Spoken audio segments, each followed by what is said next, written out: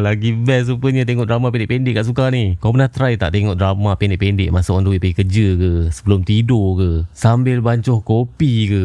Aku tengok drama ni, aku ingat nak cuba-cuba je lah. Tengok sangkut terus mat. Aku binge watch drama ni, setengah hari dah boleh settle semua episod. Kau tengok ni, bukan sikit-sikit ni. Cerita The Devil's Schoolgirl ni ada 60 episod tapi sehari boleh settle semua 60 episod ni. Micro drama ni semua korang boleh tengok dekat Suka. Untuk yang tak tahu, basically micro drama ni dia drama pendek. Setiap episod tu pendek je, beberapa minit je lah. Ada yang seminit 2 minit macam tu je. Dan jujur aku nak cakap, memang tak boleh berhenti sebab drama semua best-best. Baru nak relax sikit, boom, tengok ada plot twist pula. Memang tak boleh berhenti. Lepas tu banyak genre yang korang boleh pilih bila tengok micro drama dekat Suka ni. Korang nak cerita konflik cinta, ada. Cerita balas dendam, ada. Cerita thriller pun ada. Kau boleh pilih je nak start mana dulu.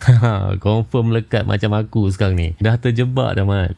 Tapi layan gila. Punya banyak microdrama dalam ni. Yang best pasal microdrama ni, korang boleh tengok anytime. Tengah makan, dalam train, tengah baring-baring, tengah tunggu orang ke. Lepas tu aku tahu mesti ada antara korang ni masa tengah membuang pun nak tengok drama juga kan. Tapi confirm korang boleh habiskan few episodes. Bagi aku yang paling bahaya bila aku start cakap satu episod lagi lah. Sekali tengok, habis satu season. Aku rasa microdrama macam ni memang sesuai lah untuk yang nak cepat, nak ada hiburan masa tengah commute, tak nak buang masa layan drama panjang-panjang. Kalau korang tak percaya cakap aku, cuba korang try dulu satu microdrama dekat Suka ni. Harga bermula RM9.90 je sebulan. Tapi aku bagi warning awal-awal kalau dah start, tak boleh berhenti.